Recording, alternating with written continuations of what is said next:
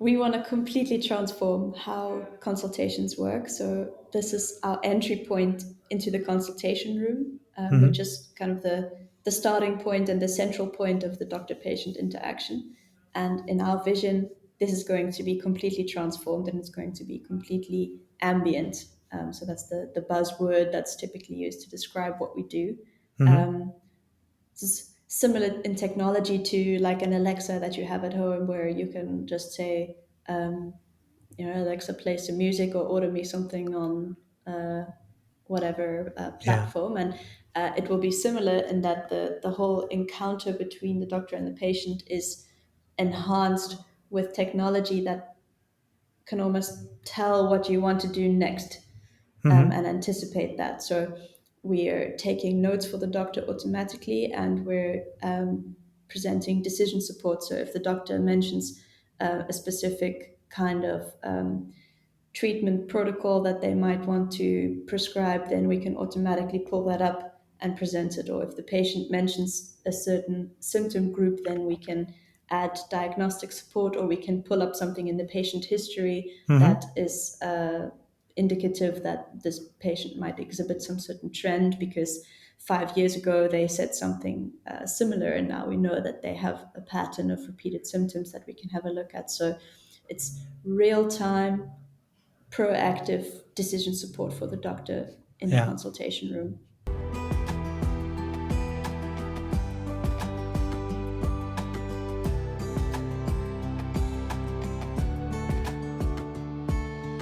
Welcome to Women Disrupting Tech. My name is Jacqueline Kazmaier, and on this podcast, I give the women who work in tech the platform they need to inspire and empower each other. Join me on a journey into the world of entrepreneurship, funding, biases, and role models to discover the strategies for success in the tech industry. In other words, how women can disrupt tech. Are you ready to listen?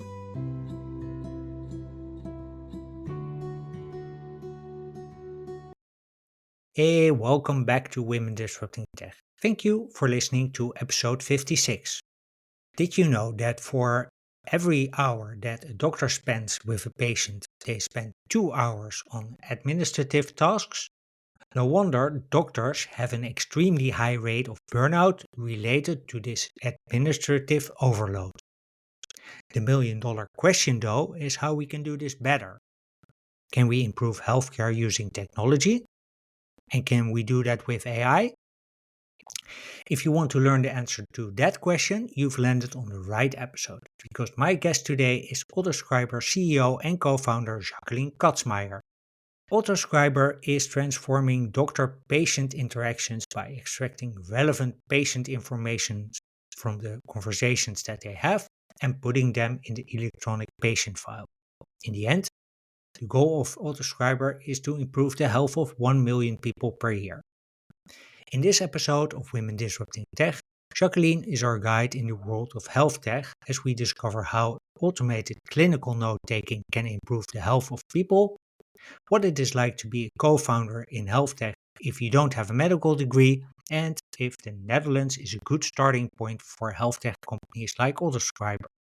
Plus, we'll discover what holacracy is and how it helps Autoscriber build their business. So when you're ready to listen and learn how AI can improve the patient experience, please welcome to Women Disrupting Tech, Jacqueline Kazmaier. So welcome, Jacqueline. Good to have you on Women Disrupting Tech. Question I always ask at the start of the podcast is how you got into your current job or current position, and start wherever you want. Thanks for having me. Um, so I always had a huge passion for mathematics and also for business. So I decided to study industrial engineering for my bachelor's. So that gave me a really good mix of how technology works on the one hand and also how business works on the other hand. Mm-hmm. And in my bachelor's thesis, then I was exposed for the first time to the field of machine learning, Mm-hmm. and I got super hooked in that year on this whole field.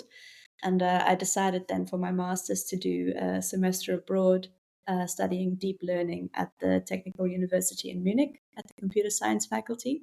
Uh-huh. And there I just went really deeper and deeper down this rabbit hole of what is deep learning and how can we use it in practice. And I especially got very hooked on natural language processing and how we can teach computers how to understand natural language.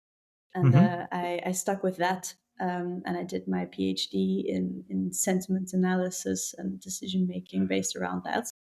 And I just found it really extremely interesting. And then I later went into AI consulting. Mm-hmm. And that's actually where I met my current co founder, and also where we got introduced to the LUMC and the project that ultimately resulted in us creating Autoscriber. Mm-hmm. Yeah, so it was extremely exciting for me to be able to apply this tech in healthcare, because I also always wanted to be a doctor, but I couldn't really stomach the physical part of that. So this was a Uh-huh. good trade off to be able to have the tech and the industry and actually implement it in a place that has real impact. Yeah. So what got you hooked on the AI and machine learning? I think the most interesting concept for me was how it flips the the whole concept of analysis like I knew it before on its head. So Mm-hmm. previously you would write algorithms as like a methodology and a recipe in order to specifically get to some sort of outcome. And this Mm-hmm. um, basically is a paradigm where if you throw enough data at a large enough algorithm with Mm-hmm. large enough compute power, you can infer a lot of things that you can't even see or analyze afterwards as a human with a human kind of linear reasoning. And I found that Mm-hmm. fascinating. Okay. So maybe good. You are co-founder of Autoscriber. Can you explain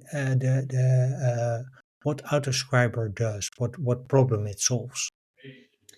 Yeah. So the problem that we're trying to solve is basically a double-edged sword. So on the Mm-hmm. one hand, we have the fact that doctors and medical professionals of all kinds are extremely overloaded with administration at the moment. Mm-hmm. So for every 2 hours, for every hour that a doctor spends with a patient, they actually spend 2 hours writing clinical notes and working in the electronic health record, which is a staggering statistic.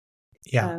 So they waste a lot of time on administration. They have extremely high rates of burnout that are tied to this administrative overload. And that Uh-huh. actually is a downward spiral in the industry because people are leaving the profession due to being overloaded with administration. And that, of Yeah. course, makes the problem even harder to bear for all of the Mm-hmm. medical professionals that are left. Yeah.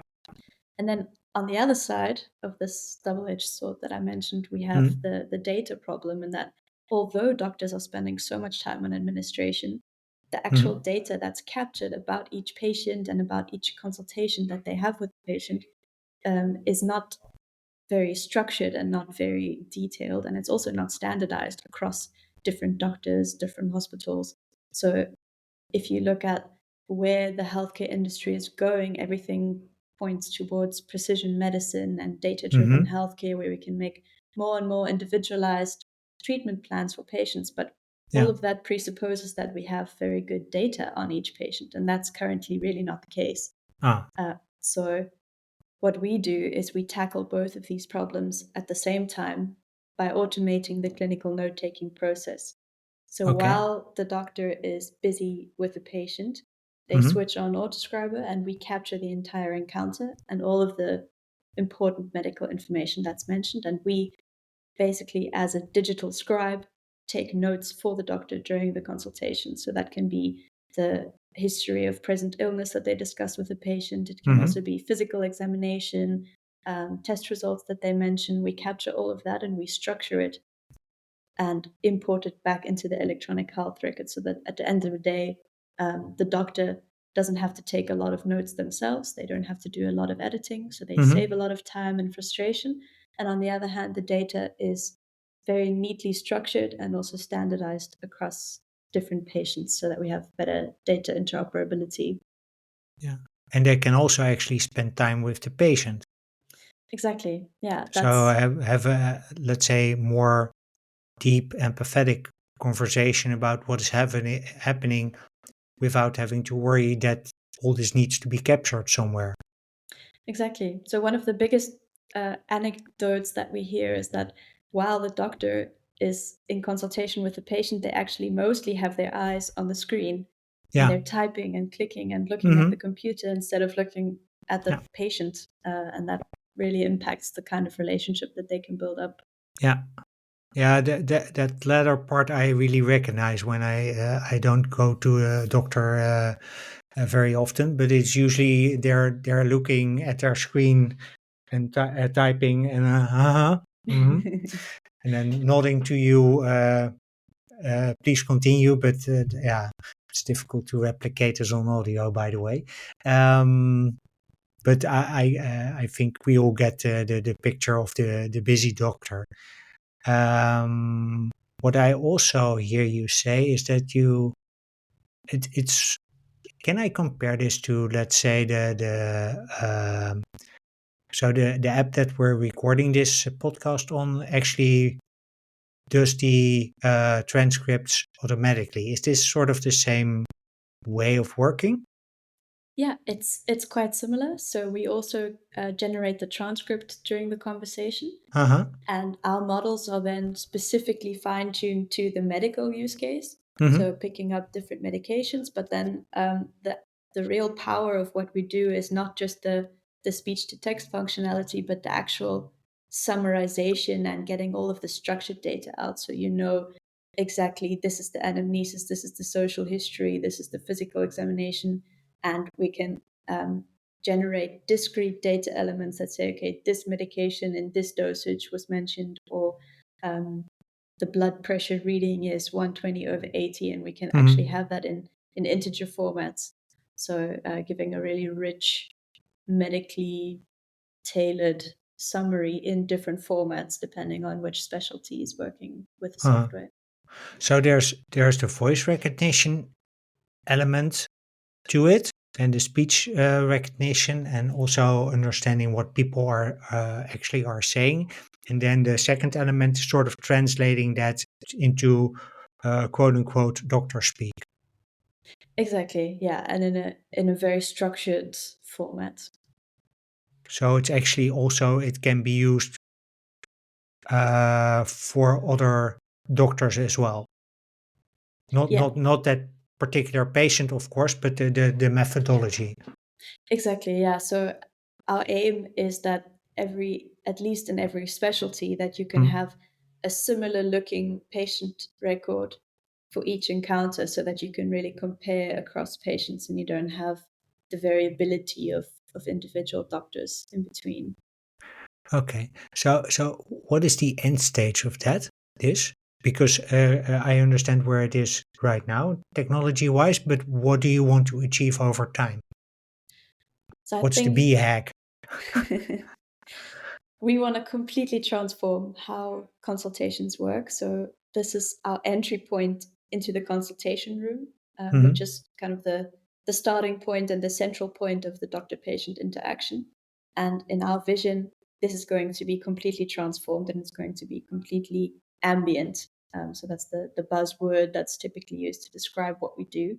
Hmm. Similar in technology to like an Alexa that you have at home, where you can just say, um, Alexa, play some music or order me something on uh, whatever Yeah. platform. And it will be similar in that the whole encounter between the doctor and the patient is enhanced with technology that can almost tell what you want to do next, Hmm. and anticipate that. So we are taking notes for the doctor automatically, and we're presenting decision support. So if the doctor mentions a specific kind of treatment protocol that they might want to prescribe, then we can automatically pull that up and present it. Or if the patient mentions a certain symptom group, then we can add diagnostic support, or we can pull up something in the patient history that Hmm. is indicative that this patient might exhibit some certain trend because 5 years ago they said something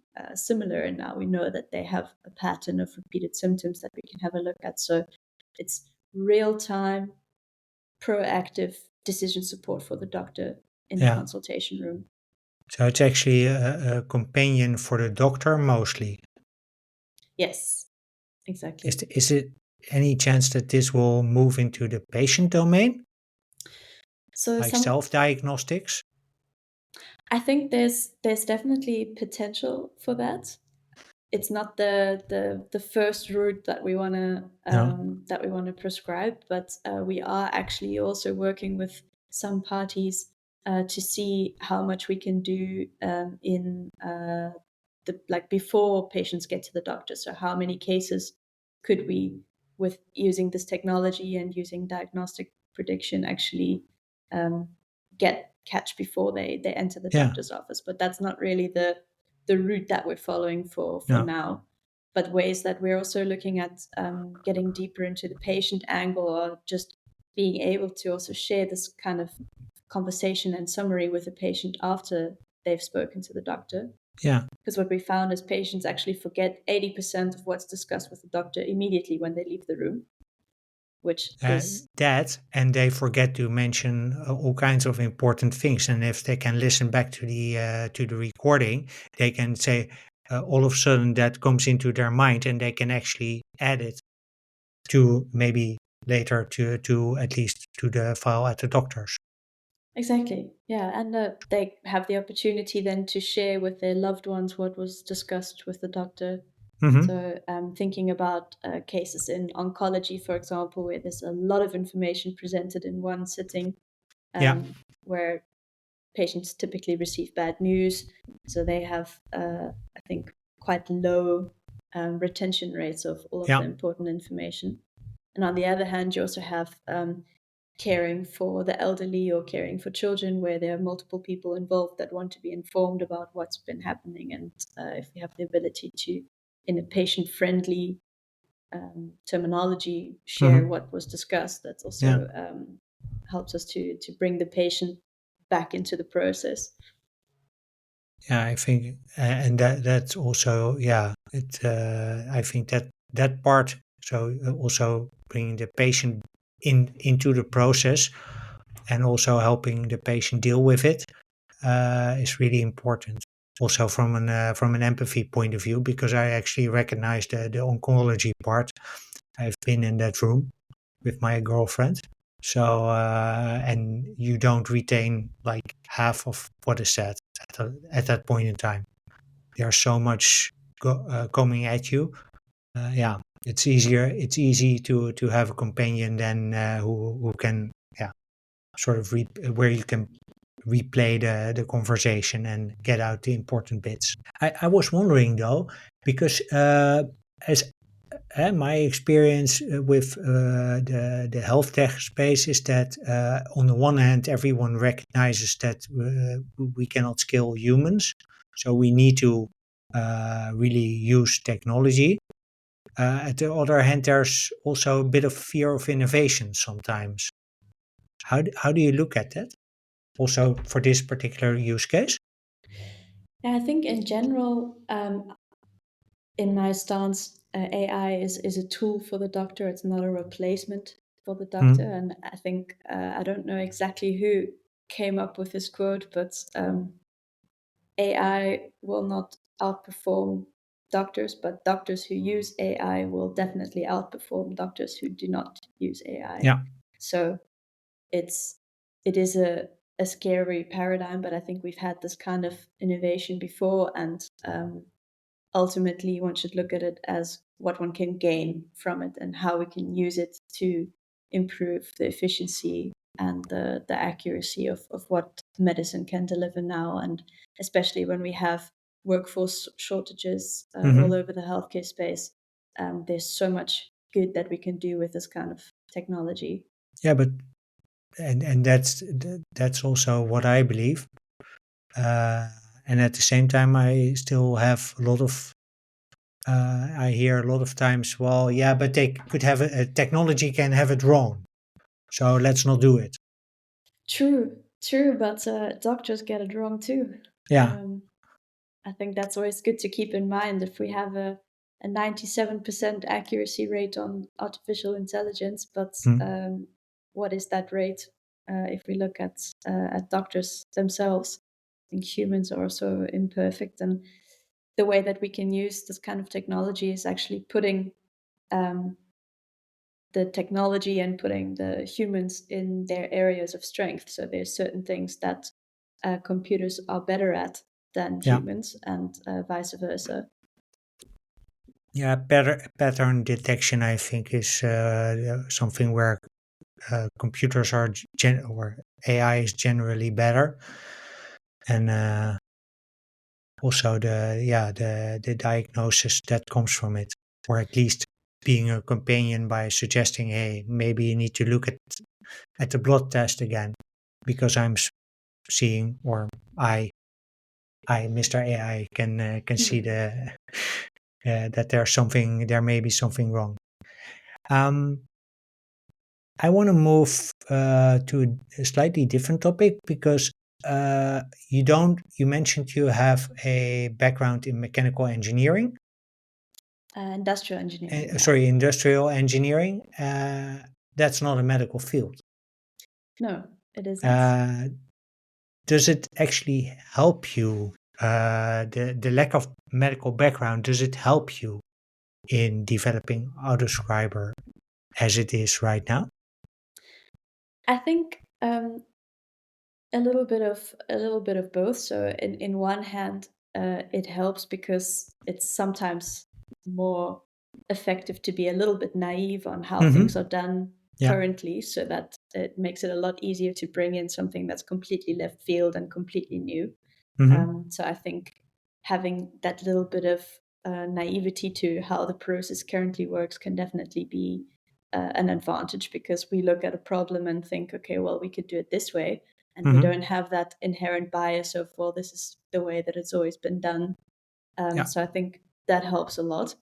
And on the other hand, of course, we are building something for doctors. So it's extremely important that we are close to the end user and close to um, the people that will actually be using it, to make sure that we are building something that's actually useful. So in that sense, it's very nice that we have our research partners at the LMC, and that we have our early adopting customers really very engaged with us and working very closely with us to make sure that we get it right, and that we don't Mm-hmm. develop something and then try to push it into the market without having the necessary Yeah. background. Yeah, they are invested in the product as well, I think. The people at LUMC particularly. Yeah, they have a lot of yeah, they give us a lot of input. We do a lot of studies with them, and they've just been very close to the process from the get-go. Mm-hmm. Okay. What you do have is a PhD in, I think you did your PhD on sentiment analysis. Yes.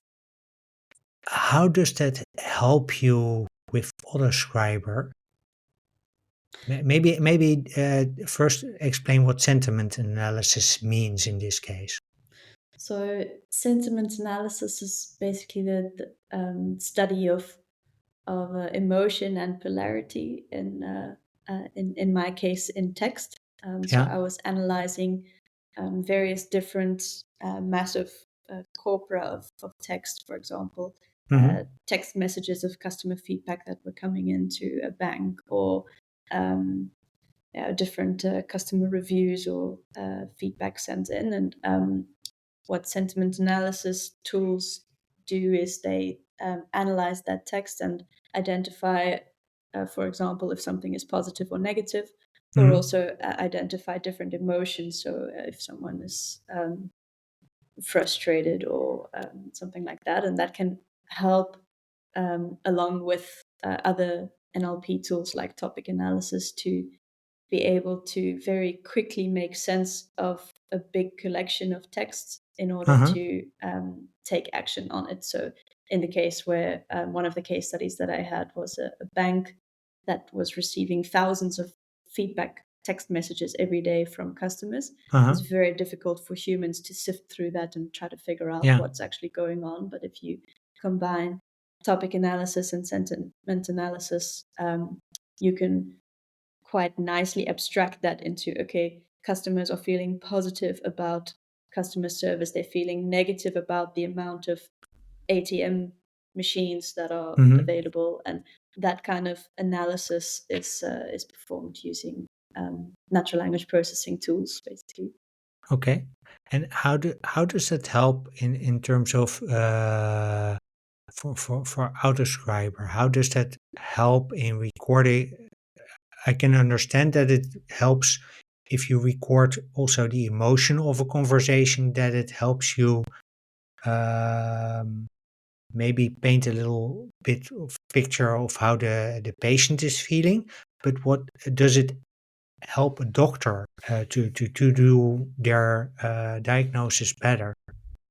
So I think it could also be a relevant addition to our products, and Mhm. especially in the psychology field. Yeah. We've actually received that question several times if we could add some sort of emotion recognition.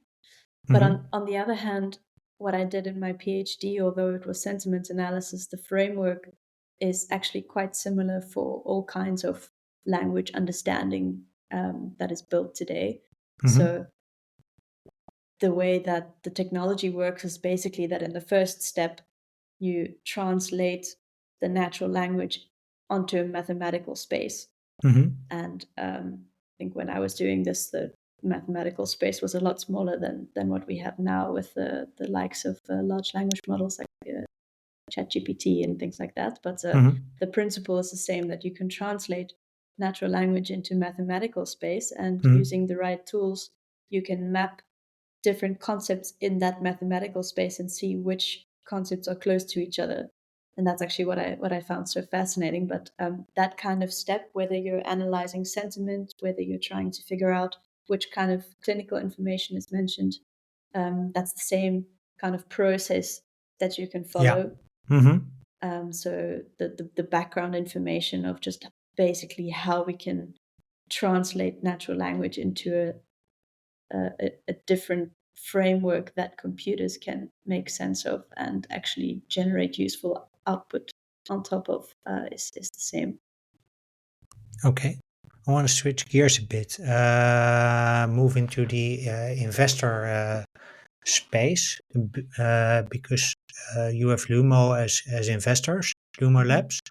Um, I was wondering, so you don't have a medical degree, which is helpful because you can look at the problem without the let's say the legacy of what happened in the past, how we all dealt with this problem before.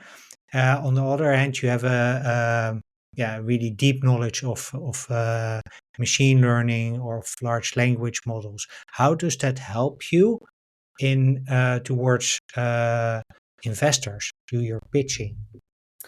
Yeah, I think at the moment there's a massive influx of new startups that came kind of post ChatGPT hype that are doing things Hmm. with large language models. And given the composition of our team, when I started working on language models and when we as a company started working on this problem, we have a much longer history with both the technology and the actual problem that we're solving. So I think that gives a lot of confidence to investors that we're well rooted to actually make this product a success. So I think there's Hmm. um, a bit of a risk with some of the new players that come in now that are building something without actually having deep knowledge of how the AI works, and then it gets a little bit difficult to build something past a simple prototype that looks impressive.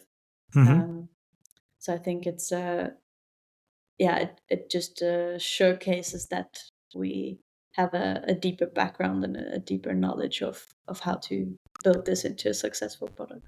Yeah. Does it also create trust with investors that you can actually deliver because you're let's say you're not you've started before the hype.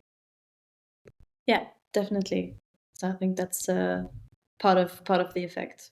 Another thing I spotted is that you use a concept called holacracy.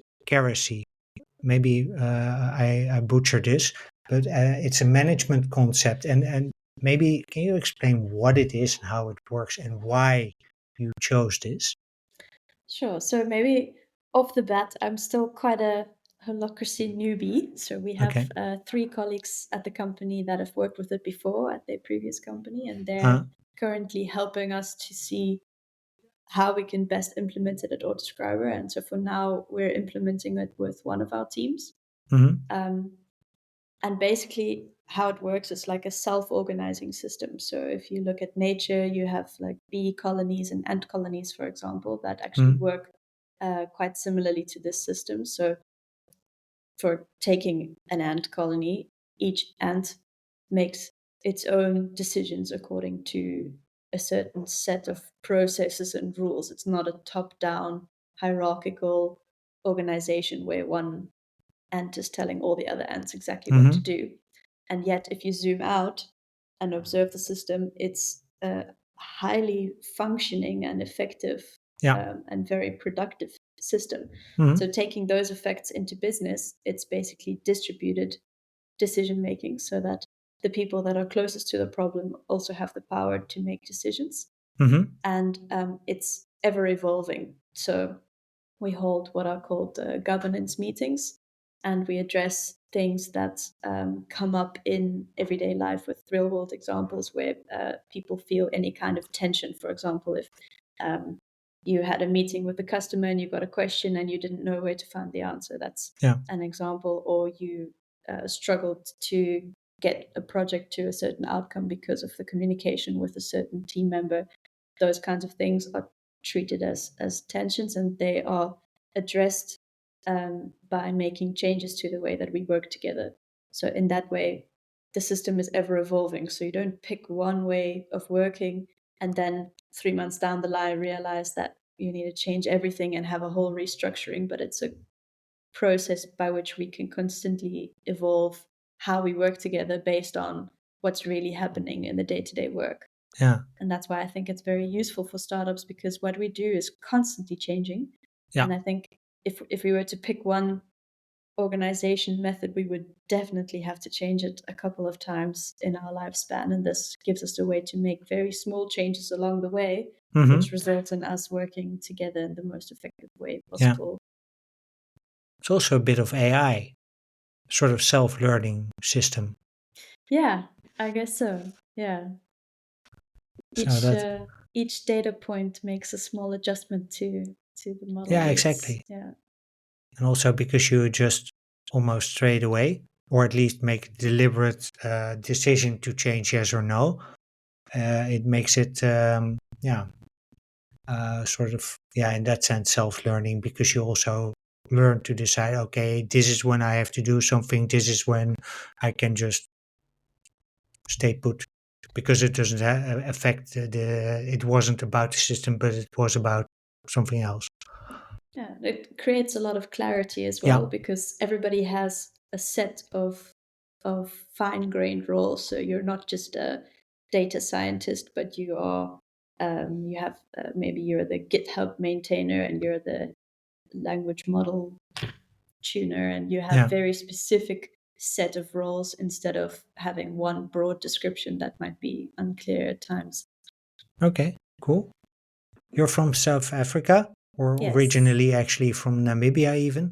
correct. Um, but you started Autoscriber in the Netherlands. Why in the Netherlands? And yeah, why in the Netherlands? Is it why is the Netherlands such a great place to start?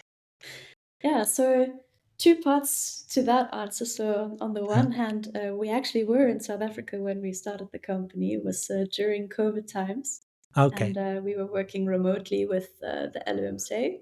Mm-hmm. And my co-founder Koen, he's from the Netherlands. Mm-hmm. So we had that connection already. So when COVID finished, we decided to move the customer facing and our headquarters and then most of our operations back over to the Netherlands. Uh-huh. Um, but there are definitely a lot of positives to having the business in the Netherlands. And the one that I always found the most striking about Dutch business culture is the entrepreneurial mindset. Mm-hmm. So I really find that very evident across the way that everybody works. Everyone that I meet in this sector just has this kind of predisposition to entrepreneurship and also an understanding of how entrepreneurship works. It's deeply embedded in the culture. I see it when we work with clients, and also the way that the whole system is set up. So a lot of the governance and banking that we do is very much geared towards entrepreneurs and businesses, and that makes it a lot easier and more friendly for starting up a company. Can you give an example of that entrepreneurship? So yeah, in which way now, in the culture or Yeah, in the in cultural way. yeah, I think the first evidence that I saw of it was actually when I met when I went into AI consulting. I Mm, joined a company that was run by two Dutch guys, including my now co-founder, and mm, um, they approached things very differently and very much focused on how can we innovate, what kind of products can we build, and it was just a mindset of what if, and what if we built this, and what if we made this into a product. And it was the same when we started working with LUMC. We were actually consulting for them mhm, on this project, and they were so supportive of us building this into a product because they wanted to launch it to the entire healthcare industry and not just make it a single project available to them. And I found that really, really cool, and a really different way of doing business, that everyone is excited to launch things into the market and see how far we mhm. can take them. So innovation driven and openness. Yeah, yeah. Okay, cool. Yeah, and That's it's a great starting point for us to expand into the rest of Europe as well. So we have Germany just next door, which is a very big market in the European uh-huh. space. So it makes it easy for us to expand from there. Yeah. Uh, on the expansion plans, any plans to go back to to build this in South Africa or Namibia? So we already actually have some footing in the South African market. So we're Uh-huh. getting a lot of interest from there as well. Um, Also have some interest from the Namibian market, but it's quite a small country, so I don't Yeah. know.